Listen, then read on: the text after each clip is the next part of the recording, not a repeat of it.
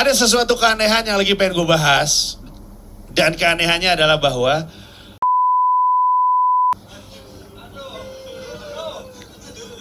baru saja dapat jabatan lagi. Untuk nggak tahu ke-9 atau ke-15 kalinya. Kali ini dia disuruh ngurusin polusi udara Jakarta. Minyak dia urus, danau dia urus, COVID dia urus, langit dia urus. Kayak geledek juga dia urus dah. Makanya Dewa Zeus sekarang ngurusin judi kan sekarang kan. Gue sering banget dapat pertanyaan ini. Kapan balik ke New York? Atau kok belum balik ke New York? Atau semacamnya lah. Intinya sih mereka mempertanyakan kenapa gue masih di sini? Apakah gue akan kembali? Itu pertanyaan yang paling muncul. Dan tidak salah juga. Karena harusnya tanggal 27 kemarin gue tuh udah terbang balik ke New York City. Jadi di episode kali ini gue akan jelasin kenapa gue masih di sini dan gue akan coba jawab kapan gue akan balik ke New York City. Tapi sebelumnya ada Jawa bumper.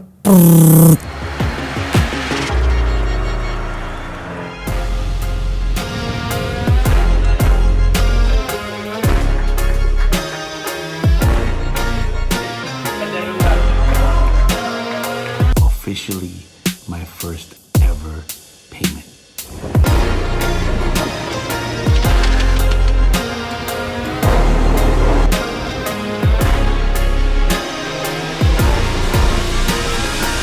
Thank you very much, everybody. Thank you. Give it up for your host. Oke. Seperti biasa, kita cerita dulu runutan kejadian dalam 1 minggu, abis itu kita bakal ngobrol-ngobrol panjang lebar. Tapi memang betul, intinya harusnya itu setelah liburan ke Purwokerto kemarin, yang mana baliknya ke Jakarta hari Jumatnya, Sabtunya packing, Minggunya pulang. Semua jadwal gue di sini mengikuti tenggat tersebut. Tidak ada kegiatan setelah tanggal 27 Agustus karena gue udah balik ke New York City. Itu rencananya. Tapi visa gue tidak kunjung kelar. Yang mana sebenarnya ada salah gue juga. Tapi ada keribetan dari pihak US Embassy-nya juga. Intinya visa gue itu harus diperpanjang per setahun sekali karena memang itu aturannya. Masa berlaku petisinya sih sampai tahun 2025. Tapi si visa O1-nya itu harus di-renew mulu. Jadi stiker, kalau lu buka paspor kan kalau ke US kan dikasih kayak stiker gitu ya. Si stikernya ini mesti diganti nih. Nah, gue tuh lupa. Begitu bertubi-tubi kerjaan gue. Dan salahnya tuh cuman gue yang tahu bahwa gue harus lakukan ini. Karena gue pikir ini adalah urusan pribadi bukan urusan kerjaan. Bahkan si Devita, executive assistant gue tuh gak tahu. Karena gue nggak ngerasa perlu bilang, tapi akhirnya gue kelupaan. Akhirnya baru mepet gue urusin. Pun ketika gue ngurus mepet, ternyata ribet karena kan untuk memperpanjang visa tuh ada dokumen yang mesti dilengkapin, betul. Tapi terus gue bingung apakah ini tipikal yang interview langsung, jadi gue mesti cari tanggal interview atau gue bisa Dropbox. Karena kalau visa B1 B2 ya, visa turis, kalau udah pernah dapat visa US itu bisa Dropbox aja. Nanti dikasih tahu apakah lu berhasil atau nggak dapat visanya. Nah, terus akhirnya gue ngemail nih ke pihak si website US Embassy tersebut, dapat informasi bahwa bisa Dropbox.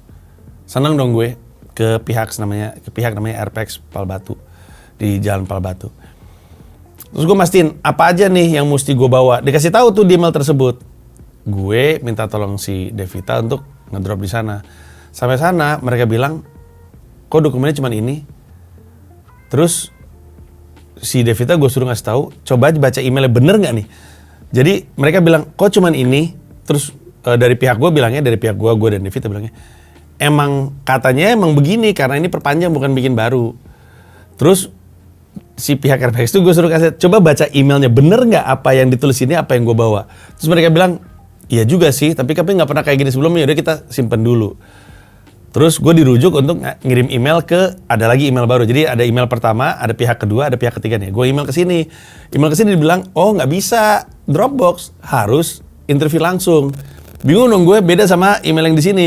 Gue screen capture yang ini, gue kasih lihat ke sini. Dia bilang enggak kok, bener bisa Dropbox. Karena per tanggal sekian, tahun sekian tuh udah bisa pakai Dropbox. Jadi ini tuh membingungkan. Apa yang mesti dilakuin, apakah bayar, apa segala macam. Intinya guenya memang salah. Itu udah jelas salah dari pihak gue karena mepet. Tapi dari pihak sini itu juga membingungkan. Kalau misalkan yang nonton ini dari pihak US Embassy dan gak sepakat, gue sih kasih lihat 3 jawaban dari 3 pihak ini aja ya. Dan emailnya juga biasanya mereka H+1 tuh langsung dibalas. Tapi ada beberapa email yang gak dibalas-balas. Jadi gue bingung.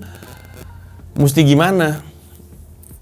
Akhirnya hari ini kan Senin nih. Gue nge-email ke sekolahnya anak-anak, ngasih tahu bahwa gue minta maaf banget nih. Saya tahu, gue tuh harusnya Kemis nih anak-anak, Kemis apa tuh? 7 September ya. Kemis tuh harusnya anak-anak udah sekolah. Harusnya gue udah di New York dari minggu kemarin. Cuman ya karena urusan visa belum kelar, jadi terpaksa gue ngirim email ke mereka dan minta maaf, anak-anak gue bakal terlambat. Mungkin prediksi gue seminggu 2 minggu pertama nggak sekolah mereka. Biasanya sih kan masuk pertama sekolah tuh hari Kamis Jumat. Kamis Jumat tuh biasanya kayak ya penyesuaian guru, kelas lu yang mana dan segala macamnya. Jadi emang belum belajar. Nah minggu berikutnya tuh yang belajar. Gue sih berharap mereka memaklumi dan ngasih izin karena mengingat anak-anak gue tuh ada histori sakit lama tapi nilai masih bagus. Kayak Shira tuh, itu kan 2 kali masuk rumah sakit tuh kalau lu ingat di .id Weekly Vlog episode sebelumnya. 2 kali masuk rumah sakit, nilai akhirnya masih bagus-bagus terus. Jadi gue sih berharap mereka yaudah nih anak-anak yang berprestasi dan gak aneh-aneh gitu urusannya urusan visa. Sambil berharap anak gue gak terlalu kesulitan untuk ngejar nilai-nilainya. Tapi itulah yang membuat minggu kemarin adalah minggu yang sangat santai dibandingin berapa tuh? 7 minggu gue di Jakarta, dihajar kerjaan kan. Minggu kemarin adalah minggu yang relatif santai. Bahkan ada 1 hari di mana gue pulang cepet terus ngerasa kenapa gue pulang cepet ya, kayak salah gitu. Hari Senin itu gue cuman nggak cuman ya, ada sejumlah meeting, ada sejumlah bikin konten promo, sama ada workshop IP. Jadi gue ceritakan bahwa Comika tuh kerjanya tuh ngembangin IP, baik untuk talent ataupun untuk IP-nya perusahaan sendiri, intellectual property. Gue punya teman namanya Ari Juliano. Dia adalah seorang praktisi hukum haki ya, yang sangat-sangat berpengalaman.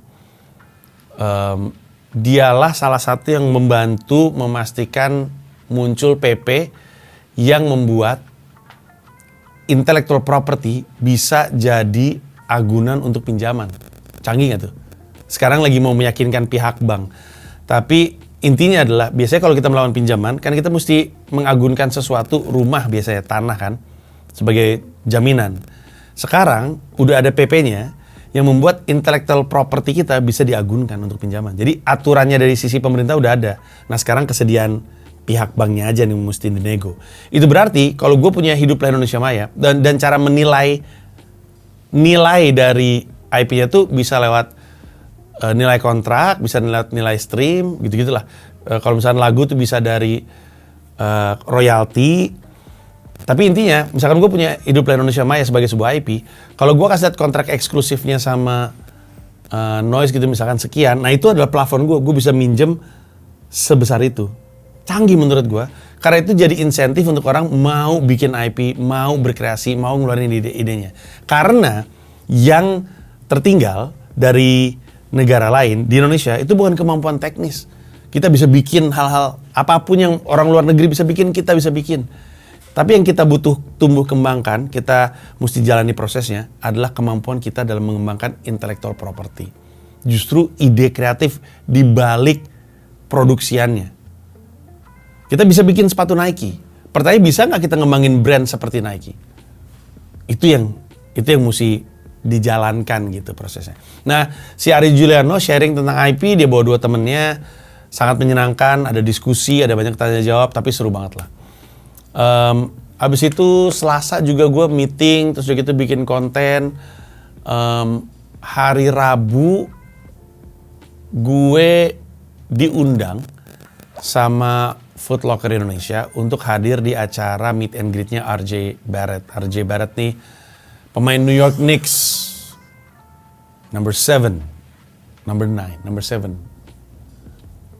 7 kalau nggak salah.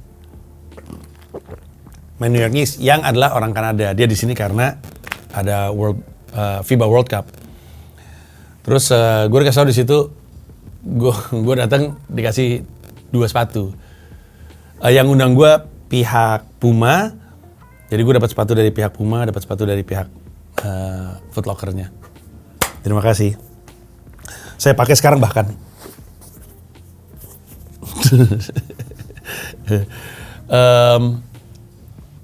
Terus udah gitu, ya orang-orang pada foto-foto sama si RJ Barrett, tapi gue kasihan sama RJ Barrett.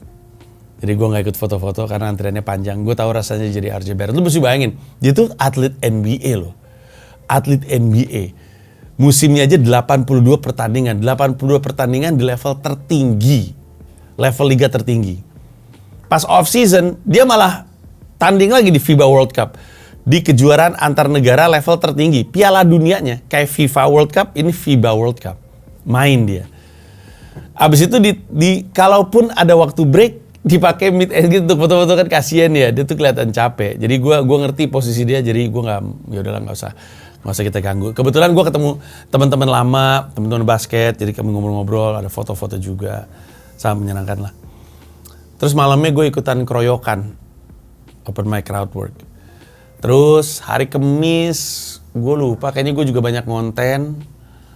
Hari Kamis pagi gue main basket, latihan basket, ngedrill gitu sama followers gue dibantu, nggak banyak-banyak, karena pengen bantu aja, pengen olahraga. Gue tuh seneng latihan karena gue tahu yang datang dari latihan, gue tahu yang datang dari proses. Jadi bawah sadar gue tuh, terutama ketika gue lagi di Jakarta Indonesia ya, bawah sadar gue tuh nyari sesuatu yang harusnya gue lakuin. Jadi harusnya gue di New York kan, harusnya tuh gue open mic setiap hari. Harusnya tuh gue berproses, harusnya tuh gue latihan. Nah, rasa bersalah tidak ada di New York untuk menjalani proses itu tersisa gitu. Gue harus ngelakuin sesuatu, gue harus latihan gitu, harus latihan untuk bilang sama badan gue tuh dari latihan itu ada progresnya gitu. Jadi gue latihan main basket. Terus kalau nggak salah setelah itu gue ada sejumlah meeting dan malamnya gue naik lagi di comedy gym. Abis itu Jumat gue ngapain ya? Gue lagi berusaha mengingat, Jumat tuh gue ada kegiatan. Tapi gue lupa apa. Hari Sabtunya gue ingat gue rada santai karena gue nemenin Shira untuk beli roller skate alias sepatu roda, bukan roller blade ya. Yang 4 roda tuh kayak angkatan gue taunya zaman di lipstick, gokil. Penonton gue gak ada yang tahu lipstick itu apa, tapi main roller skate, terus kami pergi ke sebuah toko namanya 8 Roll, itu adanya di Cibis Park, di TB Simatupang. Beli, terus nyobain, Shira tampak happy sekali. Terus udah gitu nganter Shira pulang, gue sama Dipo berangkat nonton ini, Blue Beetle. Habis nonton Blue Beetle tuh sudah pulang, itu hari Sabtu. Nah hari Minggu jam 10, Sabtu paginya gue main berdebah, hampir gue lupa. Sabtu paginya main sama berdebah FC.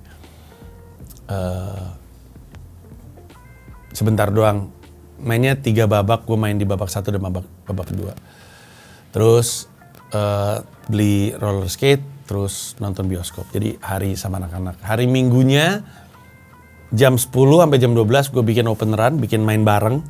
Main basket sama followers gue, sangat menyenangkan, sangat seru. Abis itu gue langsung berangkat karena gue diundang ke sebuah street dance recital and art exhibition.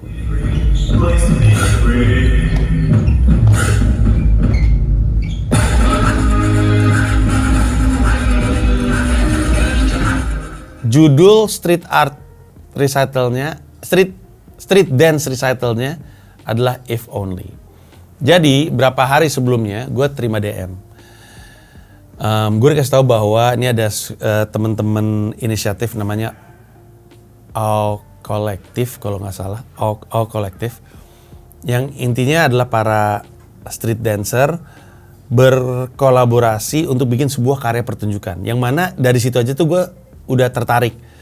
Karena biasanya kalau kita dengar street dance itu kan biasanya elemen dari acara gitu. Kayak misalnya ada sebuah acara, sini nyanyi, ini band, ada street dance. Terus nyanyi band lagi gitu kan. Atau ada musisi nyanyi, di belakang ada street dancer. Ya kan biasanya itu elemen acara lah. Tapi bukan acara sendiri. Gue penasaran kan. Gue juga datang dari kampus seni rupa di ITB. Jadi gue juga cukup kenal dengan kultur teaterikal. Nah jadi gue penasaran, gue pengen tahu, apalagi yang ngundang itu bilang bahwa pertunjukan ini tuh sebenarnya terinspirasi dari salah satu epilog gue yang judulnya Jangan Bunuh Mimpimu. Penasaran bentuknya seperti apa, terus penasaran street dance recital tuh kayak apa. Akhirnya gue datang tuh, acaranya jam 12.15, gue nyampe jam 12.08 nggak salah. Di Salihara. Terus gua diceritain proses di baliknya, menarik sekali. Keresahan itu mirip sama keresahan banyak sekali skena di Indonesia.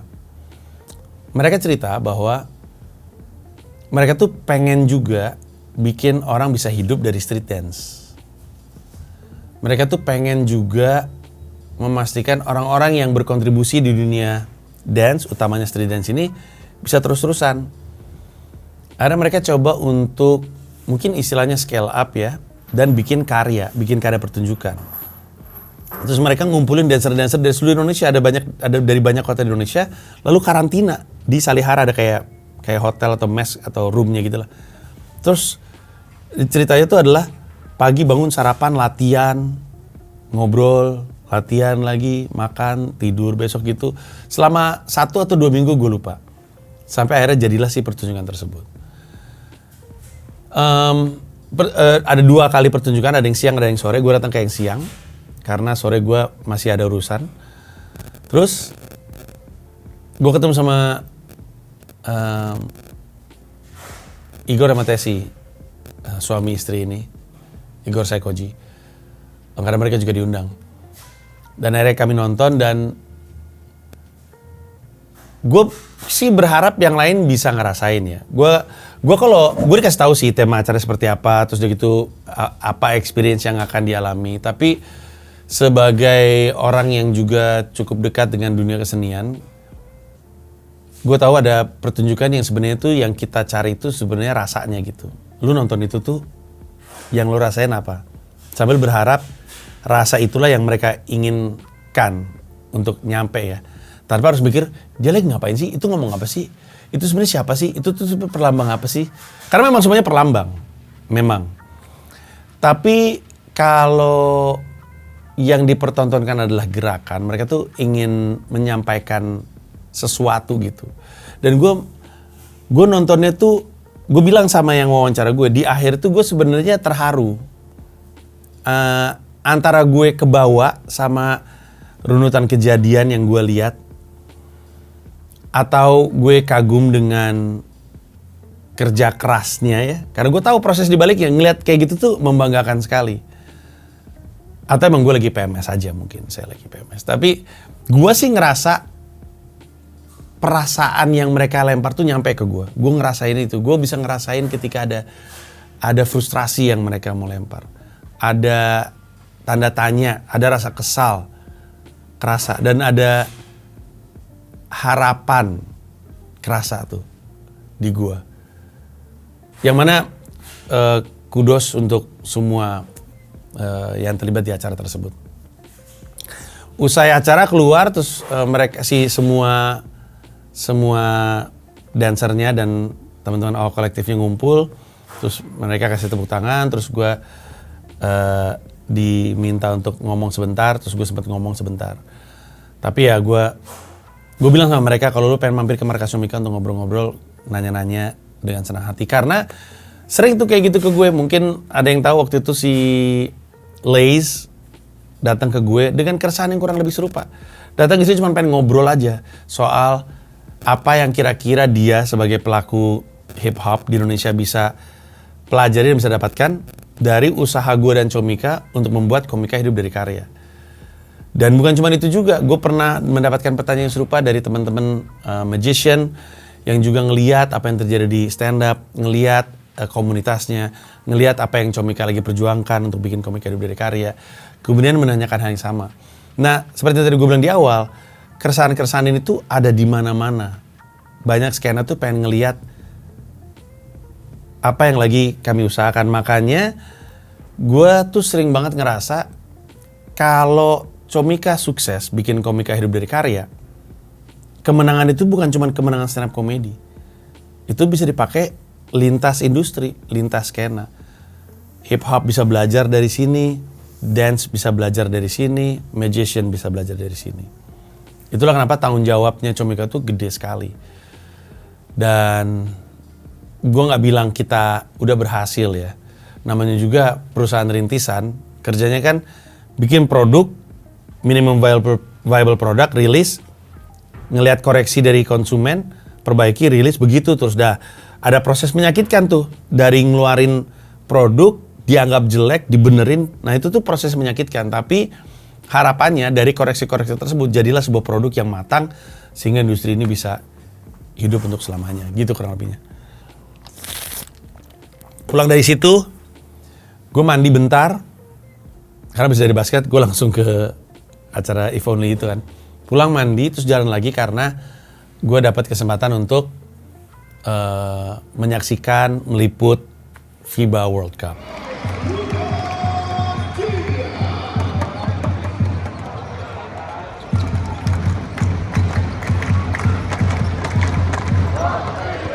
Dan itu kan hari yang seru tuh.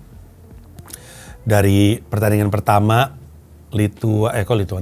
Latvia lawan Brazil sampai yang terakhir Kanada lawan Spanyol, itu pertandingan seru semua.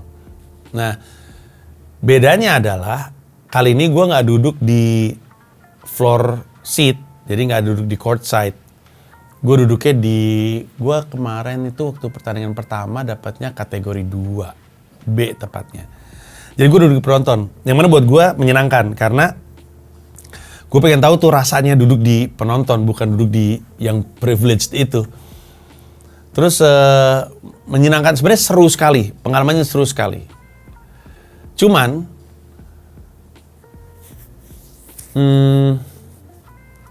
ya mau gue cerita padanya ya, gue kan nggak dibayar juga untuk nonton, jadi gue nggak ada tanggung jawab untuk muji-muji saja. Kalau ada yang bisa dikritik kan, ya dikritik dong.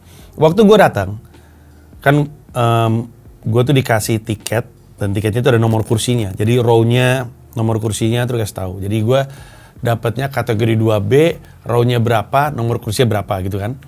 Gue ngeliat row-nya, ngeliat nomor kursinya, gue jalan ke sana, ada yang duduk di kursi gue, orang bule. Terus gue bilang, I'm sorry, I think you're sitting on my seat. So, oh sorry, gue cuma ngelurusin kaki doang kok, ya nggak masalah. Terus gue duduk nih. Terus gue menyadari satu hal, ini menurut gue ya, dan ternyata bukan cuma gue dapat kabar yang sama. Menurut gue, kursinya itu jaraknya kependekan kalau memang ini didesain sebagai stadion internasional. Menurut gue. Karena di samping gue orang Brazil, di samping gue orang Latvia. Sempit. Emang makanya dia duduknya nyamping, karena emang sempit. Buat gue juga kan bukan orang, mungkin tinggi gue nggak rata-rata Indonesia kali ya. Kan gue 181. Itu juga gue ngerasa sempit. Tapi salah satu yang juga jadi bukti bahwa itu sempit adalah di kategori 2 row kursi, baris kursi paling bawah itu ditutup, disterilin, nggak boleh didudukin. Gue nggak nanya pasti, tapi prediksi gue adalah karena kalau ada orang yang memang jalan mondar-mandir itu sempit, berarti itu di depannya itu jalur orang. Sementara di hari terakhir itu kan hari yang sangat hektik, karena pertandingan seru semua tuh. Negara-negara ini tuh mesti menang kalau mau lolos. Termasuk kayak Kanada Spanyol tuh karena hasil pertandingan sebelumnya mereka harus menang. kalau mau lolos ke Filipina. Sehingga kan pasti seru kan, sehingga jalurnya tuh pasti hektik. Padahal harusnya, kalaupun penuh dan hektik, row paling bawah tuh diisi nggak apa-apa. Masih ada ruang untuk orang balik-balik. Nah, gue mendengar komplain soal Indonesia Arena tuh ini berkali-kali. Gue punya temen yang cerita bahwa pihak internasional tuh banyak yang komplain soal Indonesia Arena karena banyak yang standarnya nggak oke. Gue denger ya, belum tentu benar, tapi gue juga ngalamin sendiri, emang sempit. Bahkan gue sampai, ya kan gue orangnya pemarah ya, gue sampai ngusir orang Latvia gara-gara gini. Ini Latvia lagi tanding nih, lagi seru banget, dan semua orang yang nonton FIBA World Cup tahu Latvia ini pendukungnya paling ekstrim, bisa penuh satu stadion. Nggak penuh sih, tapi maksudnya kayak ini di Latvia gitu, orang Latvia banyak banget.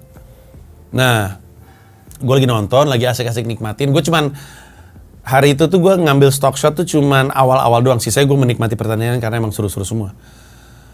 Dan saya kan juga nggak punya tanggung jawab harus posting kan, karena nggak dibayar. Terus gue lagi duduk. Terus ada panitia ngeliat ada 2 bule Latvia duduk di row 1 tersebut yang harusnya steril. Cewek ini nyamperin ngasih tahu, mohon maaf nggak boleh duduk di sini. Terus orang Latvianya tuh gue nggak tahu jelas ngomong apa, tapi dia kayak berdebat gitu. Ceweknya berusaha untuk jelasin, masih didebat. Ceweknya mundur, merasa nggak berhasil, manggil security sini, tuh nggak mau diusir. Turun securitynya nih, laki-laki kan. Security ngasih tahu nih, diomongin balik sama si Latvia ini, nggak mau intinya. Gue liatin terus gue kepicu gue. Amarah gue kepicu. Gue ngerasa itu mereka ngebully orang gue, ngebully rakyat gue. Dikasih tahu nggak mau, mentang-mentang bule. Tapi gue masih tahan kan. Kebetulan security lewat, gue bilang, mas, kenapa itu tadi ya itu harusnya nggak boleh duduk di situ, tapi nggak mau disuruh pindah. Iya nggak mau, kenapa katanya? Ya soalnya apalah, pokoknya beralasan. Akhirnya gue berdiri barang gue, karena gue di kursi ini kan, gue bilang nih titip sweater sama tas gue samperin itu orang Latvia. Gue kasih tahu, gue omongin lah intinya. Gue bilang gue di sini cuman mau bantu orang-orang gue nih, rakyat gue. Lu diminta untuk pindah karena lu nggak boleh ada di sini. Terus mereka mau debat gitu, bilang I don't care, this is not where you're supposed to be sitting, this is supposed to be sterile, nobody is allowed to sit here, kata gue. Terus bilang itu temen gue orang Latvia juga di situ, ya itu juga mau gue samperin, gue bilang mau gue usir, ayo berdiri semuanya. Akhirnya gue ajak berdiri mereka, gue suruh ke sana. Pas gue mau ngusir si orang Latvia yang di ujung sana, yang juga ada di row paling dasar, gue ngeliat ada panitianya cewek. Terus gue nanya, kok lu biarin mereka duduk sini, bukannya katanya ini harusnya steril. Nah terus panitianya itu bilang, iya soalnya ada double tiket. Nah, kayak gitu tuh. Tambah kesel tuh gue tuh. Ini keselnya lebih ke penyelenggaraan. Udah gue lagi kesel sama orang Latvia, ini kesel sama penyelenggaraan. Lu, gini, gue, Comika juga pernah bikin pertunjukan yang ada double seat. Bukan double seat sih, lebih tepatnya salah dalam ngurus sejumlah row lah. Tapi kan gue juga bukan bikin FIBA World Cup. Standar gue emang harusnya bagus, tapi gue kan bukan bikin acara Piala Dunia Basket. Kok bisa lu bikin tiket double-double? Ada apaan tuh di situ tuh? Kesel tuh gue tuh. Tapi saat itu gue lagi di posisi pengen bantu panitia. Jadi gue bilang sama si orang bulenya, this is where you're supposed to be sitting. What's the difference? That is access for people coming and going back and forth. Lu lihat situ ada banyak orang-orang Indonesia tuh. Kalau ini kan orang Latvia doang nih. Lalu duduk sini aja kalau mau di sini biar nggak ada yang bolak-balik. Terus bilang, ya udah, you good, just sit here. Gue bilang kayak gitu. Terus gue tinggal. Kesel banget gue. Dan gue tahu banyak yang ngelihat ini. Kejadian ini banyak yang ngelihat. Pertama, orang Indonesia yang dibalik orang bule itu juga ngeliat, bagus Mas Panji. Tapi gue bukan, sejujurnya ya, gue bukan mau nolong panitia atau apa. Bukan kasihan sama security sama Simba itu. Gue marah aja sebenarnya. Kemarahan gue tuh terpicu gitu. Gue tuh beneran siap berantem sebenarnya. Gue bocorin ke hidung orang itu. Karena gue ngerasa mereka bully. Terus gue duduk kan, samping gue orang Brazil, samping gue orang Latvia tadi kan. Terus dia bilang, yang orang Latvia ini bilang apa gitu, gue lupa. Terus ya saya ngerti apa yang Anda berusaha lakukan, harusnya mereka nggak di situ. Gue bilang, iya mereka kayak gitu karena mereka pikir orang gue bisa dibully. Gue bilang itu tuh bully, mau negara apapun juga banyak bulinya. Gak ada tempat untuk bully di sini, kata gue. Terus ya saya juga ngerti. Bule ini juga bingung karena gue diajak foto mulu kan, dikit-dikit diajak foto. Pas balik lagi ditanya sama dia, are you like an athlete or something? Kata dia kayak gitu. Gue pengen banget bilang, yes, I'm the national team point guard, man. Gue gituin. Pengen banget ngaku gue adalah point guard timnas basket gitu. Tapi gue bilang, nah, I'm a stand up comic, gue bilang gitu. Terus mukanya bingung, kok marah-marah. Tapi ya gitulah, ada insiden itu. Marah-marah mulu gue. Udah deh, habis itu pokoknya kelar, terus gue balik, terus selesai deh minggu tersebut. Nah, sekarang yang tersisa di gue tuh rasa bersalah. Bukan sama orang Latvia, mereka memang salah. Tapi lu pernah nggak ngerasa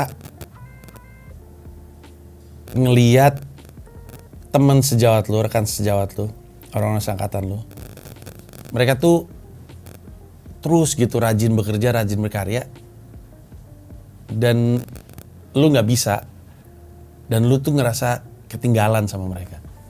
Ini tuh keresahan banyak komika sebenarnya. Dia ngeliat teman-teman seangkatannya udah sukses dan segala macamnya. Gue tuh lagi ngerasa kayak gitu. Setiap hari gue ngeliatin teman-teman gue tuh, teman-teman gue yang di sana, gue ngeliat si ini udah begini, si ini udah begitu, karena mereka ada di sana. Gue lagi stuck di sini. Semakin lama gue ada di sini, semakin ngerasa bersalah ada di sini. Karena gue tuh harusnya di sana. Karena gue udah bilang, ini pokoknya kelar dari liburan ini, gue akan balik, gue akan kejar, gue akan bangun momentumnya. Gue mau bikin open mic rutin, gue mau bikin podcast, gue mau lebih rajin nongol di podcast orang, gue mau lebih rajin open mic. Pasca bulan Juli, gue rasa lu inget di .id Weekly Vlog tuh gue cerita bahwa awal-awal per anak-anak dan istri gue pindah tuh kan gue open mic sehari sekali doang tuh, supaya gue nggak kelamaan ninggalin mereka karena mereka masih baru. Terus belakangan gue udah mulai tuh 2 kali 3 kali. Nah nanti ini gue mau sekalinya gue keluar lebih pol gitu, karena udah 1,5 jam, 1 jam 45 menit dari rumah gue ke pusat kota, masa open mic cuma sekali gitu kan. Toh keluarga gue udah lebih kerasan, lebih ngerti, nggak setakut itu, jadi gue bisa tinggal lebih lama untuk open mic terus. Gue pengen lebih kenceng, tapi itu tuh kehambat karena urusan visa ini nggak kelar-kelar. Ada rasa bersalah yang teramat karena gue nggak di sana gitu. Harusnya gue di sana, ada kesempatan yang hilang gitu. Harusnya gue di sana. Dan sekarang gue kerjanya iri ngeliat temen-temen gue pada stand up, posting klip mereka stand up. Padahal di sini juga gue produktif sekali bahkan, dan dibutuhkan produktivitas gue. Tapi sebagai orang yang juga punya karir, orang yang juga berkarya, bukan cuma orang yang lagi ngurusin dan membantu karir dan karya orang. Gue sendiri kan juga pekarya kan. Sebagai orang yang berkarya, semakin lama di sini semakin ngerasa bersalah gue. Harusnya gue di New York nih, lari.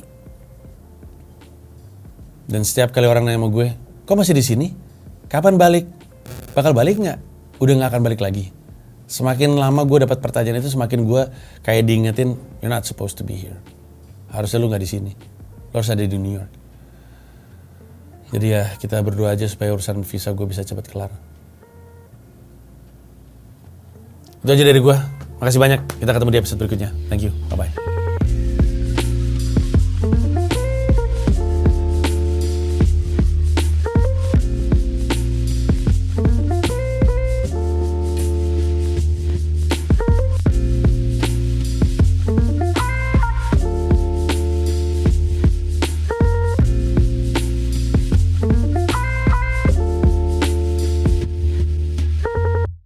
Terima kasih banyak udah nonton video ini sampai akhir. Mau mengingatkan saja bahwa seluruh video gue stand up di New York City bisa lo akses dengan menjadi member YouTube gue. Ada 3 level, ada yang Rp30.000, Rp125.000, ada yang Rp1,5 juta. Masing-masing punya manfaat sendiri-sendiri, tapi yang pasti Dari yang Rp30.000, lu udah bisa akses semua video stand up gue di New York City tanpa disensor, tanpa dipotong, termasuk video-video yang sebelumnya. Terima kasih sekali lagi.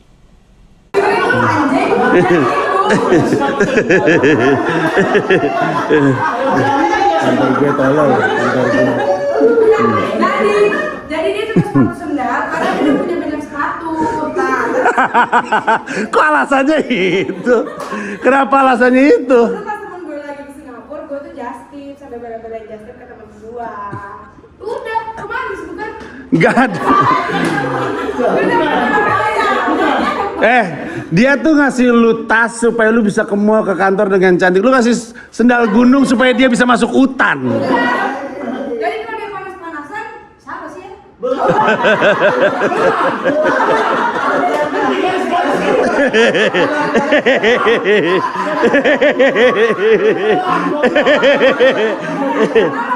Jadinya kalau dia lagi naik motor, kehujanan, pakai sendal itu. Tapi kalau panas belang kan jempolnya. Ya nggak apa-apa. Tapi alasannya bukan alasan romantis gitu loh, Devita. Ada satu lagi yang romantis apa? Tuh kan lu aja nggak inget anjing. Nggak.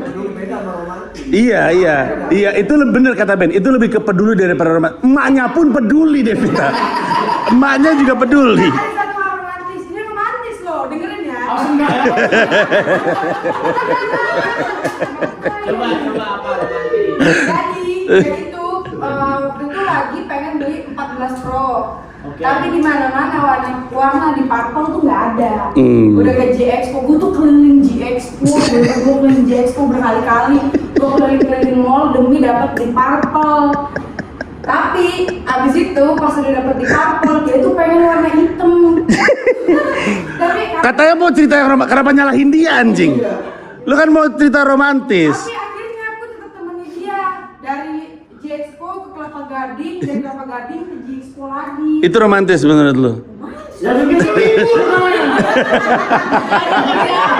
Namanya libur.